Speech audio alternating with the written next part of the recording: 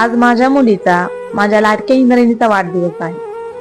ती आज 2 वर्षाची झाली आहे. 2 वर्षापूर्वी जेव्हा तू पहिल्यांदा माझ्या हातात आली होतीस ना, तेव्हा मला समजलं होतं की ईश्वराने मला जगातला सगळ्यात मोठा आणि सुंदर ठेवा दिलाय. खरं सांगायचं तर एक आई होणं अजिबात सोपं नसतं.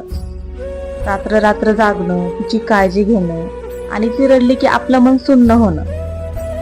पण जेव्हा तिचा गोड हात माझ्या हातात ठेवून बोबड्या आवाजात आई म्हणून हाक मारते ना, तेव्हा माझ्या जगातील सगळ्या वेदना आणि थकवा कुठल्या कुठे पळून जातो ते कळतच नाही. खरं तर घरात मुलगी असणं खूप गरजेचं आहे.